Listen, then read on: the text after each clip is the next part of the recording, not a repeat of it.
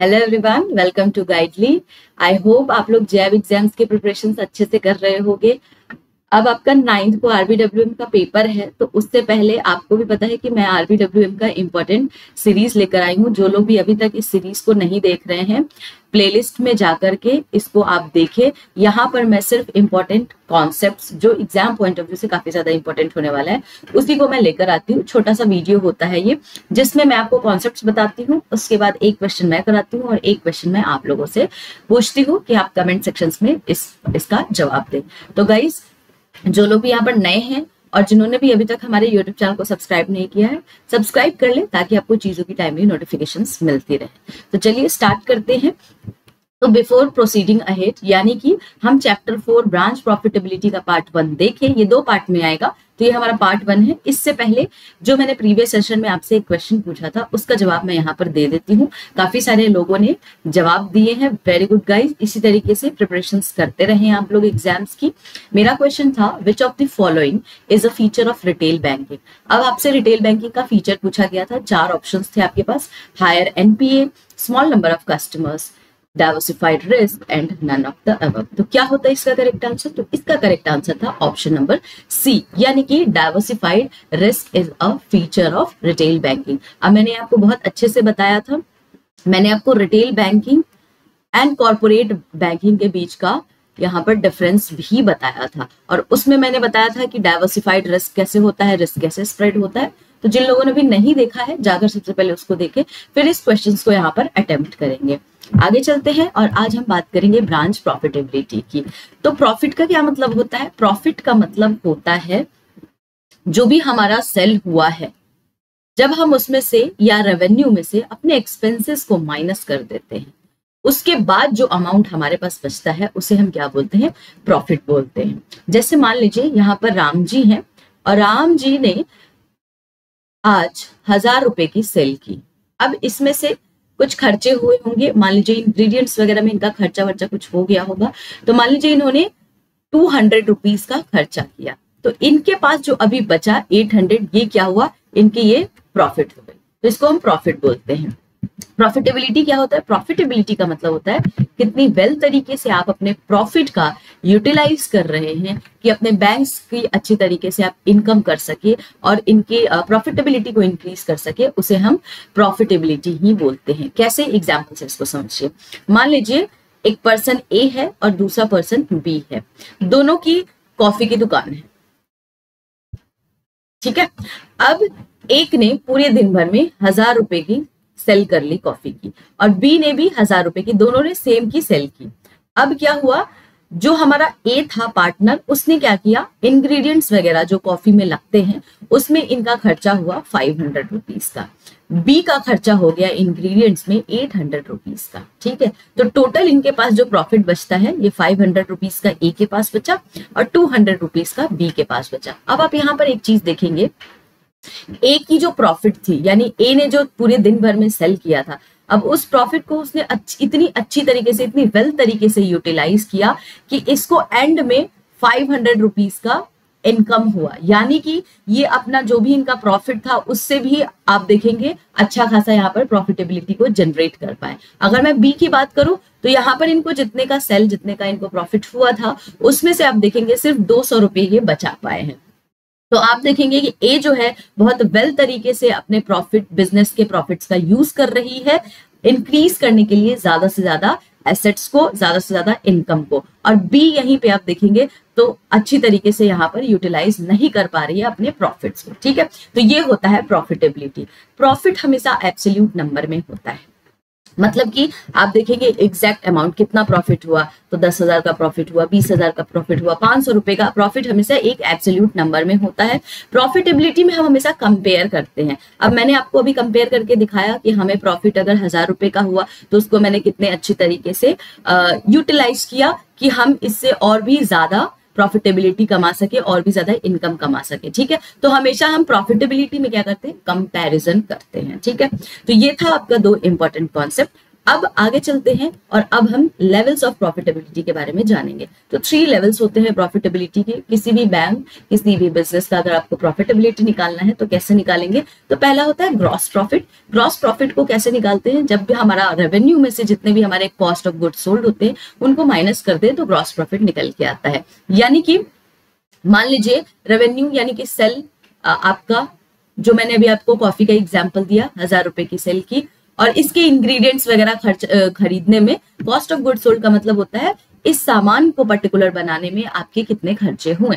तो मान लीजिए 500 रुपीज आपका खर्चा हुआ, तो आपकी ग्रॉस प्रॉफिट कितने की निकल के आ रही है? 500 रुपीज की। अब इससे exact numerical based question exam में पूछा जाता है, तो आपको फॉर्मूला अगर याद होगा, मतलब पता होगा, तो इजिली आप इस क्वेश्चन को अटेम्प्ट कर पाएंगे। दूसरा होता है आपका ऑपरेटिंग प्रॉफिट। अब ऑपरेटिंग प्रॉफिट कैसे निकालते हैं? तो यहाँ पर आप देखेंगे जो भी हमारा ग्रॉस प्रॉफिट होता है उसमें से ऑपरेटिंग एक्सपेंसेस को माइनस करते हैं तो हमारा ऑपरेटिंग प्रॉफिट निकल के आता है। ऑपरेटिंग एक्सपेंसेस का दूसरा नाम होता है सेलिंग, जनरल एंड एडमिनिस्ट्रेटिव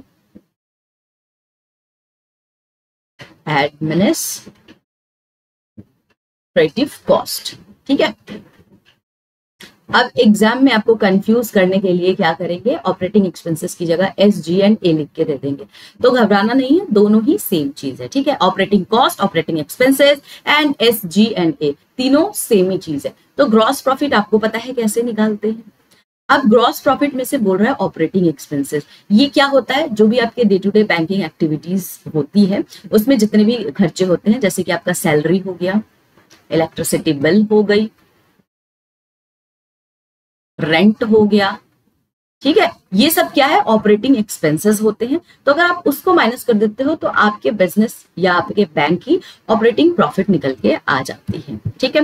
अब दूसरा है आपका नेट प्रॉफिट। अब नेट प्रॉफिट कैसे निकालते हैं?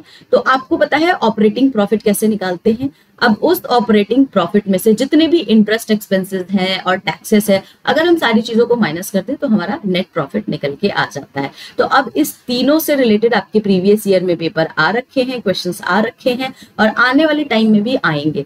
तो आपको ये तीनों फॉर्मूला को इस्तेमाल करना है, यूज करना है, और सबसे पहली चीज इसको याद कर लीजिए क्योंकि एग्जाम में तो क्वेश्चंस आने ही वाले हैं। ठीक है। अब एक और इम्पॉर्टेंट चीज है, यानी कि प्रॉफिट मार्जिन। हमें अगर प्रॉफिट मार्जिन निकालना हुआ तो कैसे निकालेंगे? हम जीपी निकाल पा रहे हैं, ओपी निकाल पा रहे हैं, एनपी निकाल पा रहे हैं, तो हम प्रॉफिट मार्जिन कैसे निकालेंगे? तो जो भी हमारा प्रॉफिट है, यानी कि अगर मुझे मान लीजिए 500 रुपीज का ग्रॉस प्रॉफिट आया था, जो हमारा प्रॉफिट है, और सेल हुआ था 1000 रुपए का, ठीक है, और उसको अगर इंटू कर दूंगी मैं 100 से, तो ये हमारा ग्रॉस प्रॉफिट मार्जिन निकल के आ जाएगा। कितने परसेंट का हो जाएगा? 50% का हमारा ग्रॉस प्रॉफिट मार्जिन हो जाएगा। तो मार्जिन, प्रॉफिट मार्जिन निकालने का फॉर्मूला होता है प्रॉफिट डिवाइडेड बाय सेल, और अगर परसेंटेज में कन्वर्ट कर रहे हैं तो इनटू 100। नाउ अब इससे रिलेटेड एक एग्जांपल देख लेते हैं। जैसे मान लीजिए एक कंपनी है या एक बैंक मान लीजिए, जिसका आप देख पा रहे होंगे रेवेन्यू और सेल कितने का है, 1 लाख रुपए का है। कॉस्ट ऑफ गुड्स जो सोल्ड हुआ है वो 60,000 का है। ऑपरेटिंग एक्सपेंसेस प्रोवाइड किया हुआ है, इंटरेस्ट एक्सपेंसेस प्रोवाइड किया हुआ है, टैक्सेस, सारी चीजें प्रोवाइड की हुई है। अब 1 बाय 1 करके आपको तीनों को निकालना है।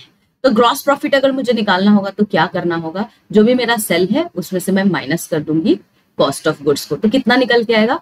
40,000 मेरा ग्रॉस प्रॉफिट हो जाएगा। अगर मुझे यहीं पे ऑपरेटिंग प्रॉफिट निकालनी होगी तो कैसे निकलेगा? तो मेरे पास ग्रॉस प्रॉफिट है, ठीक है। अब इसमें से मुझे माइनस करना है ऑपरेटिंग एक्सपेंसेस जो कि 20,000 का है। तो मेरा यहाँ पर कितना निकल के आएगा ऑपरेटिंग प्रॉफिट? तो 20,000 का ऑपरेटिंग प्रॉफिट निकल के आएगा।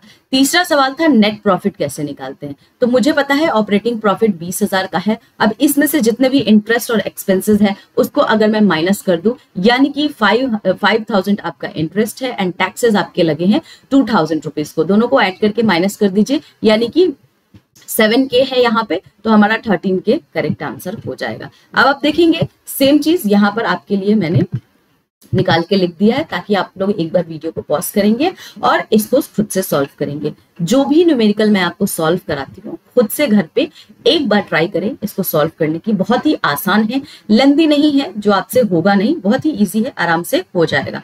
तो चलिए आगे चलते हैं। अब एक क्वेश्चन कर लेते हैं और एक क्वेश्चन आपके लिए होमवर्क होगा। तो पहला क्वेश्चन है, a company has operating profit of ₹5 lakh and the interest and the taxes of ₹1 lakh and the total sale is, what is the net profit margin? तो आपसे ये सवाल अक्टूबर के एग्जाम में पूछा था, तो कैसे आप इसको सॉल्व करेंगे? तो आपको नेट प्रॉफिट मार्जिन निकालना है, तो नेट प्रॉफिट सबसे पहले हम निकालेंगे। नेट प्रॉफिट निकालने का फॉर्मूला क्या होता है? ऑपरेटिंग प्रॉफिट में से जब हम टैक्सेस और इंटरेस्ट को माइनस कर देते हैं तो हमारा नेट प्रॉफिट निकल के आता है। अब मेरे से बोल रहा है ये कि आपको नेट प्रॉफिट मार्जिन निकालना है, तो प्रॉफिट मार्जिन का फॉर्मूला क्या था?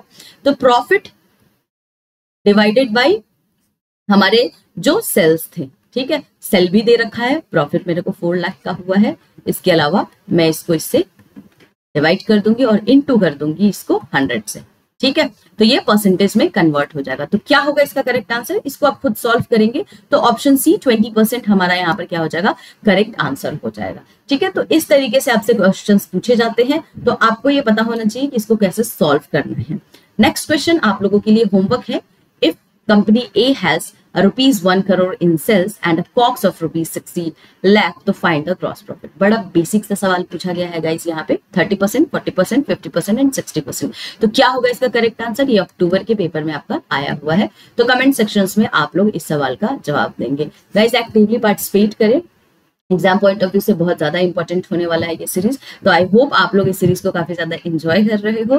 तो चलिए मिलते हैं नेक्स्ट सेशन में। तब तक आप लोगों को वीडियो पसंद आए तो लाइक कीजिए, शेयर कीजिए, सब्सक्राइब कीजिए, कमेंट कीजिए। कोई भी कोर्स रिगार्डिंग बात करनी है, जानकारी लेनी है, you can call us on the given number. तो चलिए मिलते हैं हम लोग नेक्स्ट सेशन में।